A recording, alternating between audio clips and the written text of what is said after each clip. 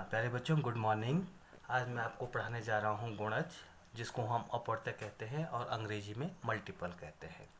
इसको एक एक्टिविटी से देखते हैं कि राम के पिताजी उसके लिए प्रतिदिन 3 मार्बल मतलब कंचे बाजार से रोज़ लाते हैं और राम उनकी रोज़ गिनती करता है कि मेरे को आज के दिन पर मेरे पास कुल कितने मार्बल हो गए, और एक सारणी बनाता है कि पहले दिन प्रथम दिवस को उसके पास कुल मार्बल हो जाते हैं 3, दूसरे दिन उसके पास कुल मार्बल हो जाते हैं 6, अगले दिन 3 मार्बल उसके पिताजी और लाते हैं और शाम तक उसके पास मार्बल की संख्या 9 हो जाती है।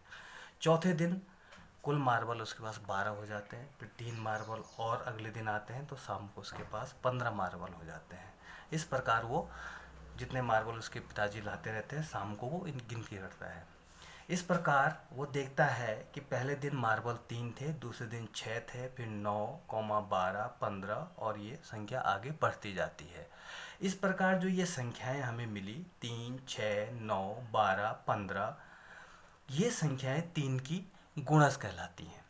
देखा जाए तो ये 3 का पहाड़ा है। 3 एकम 3, 3 दूनी 6, 3 तिया 9, 3 चौको 12, 3 पंजे 15, 3 छक्का 18, इस तरह से संख्या उसके पास आगे बढ़ती जाती है। तो यहाँ पर जो 3 का जो प्रथम गुणज 3 आया, दूसरा गुणज 6, तीसरा गुणज 9, इस तरह से जो सबसे छोटा गुणज मिला वो 3 मिला। इसी प्रकार अगर हम 2 का पहाड़ा पढ़ें तो हमें 2 के गुणज मिल जाएंगे। 2 एकम 2, 2 दूनी 4, 2 तिया 6, 2 चौको 8, 2 पंजे 10, इसी तरह से संख्याएं आगे बढ़ती जाएंगी। 7 का गुणज 7 का पहाड़ा पढ़ेंगे। 7 एकम 7, 7 दूनी 14, 7 तिया 21, 7 चौको 28। इसी प्रकार हम सभी संख्याओं के गुणज निकाल सकते हैं।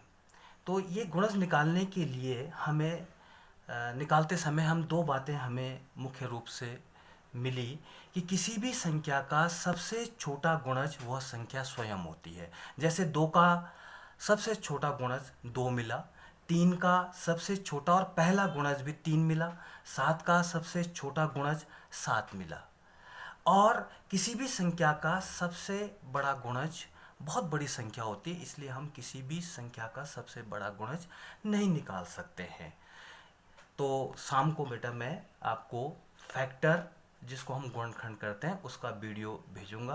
तब तक आप इसको देखते रहिएगा। Good bye.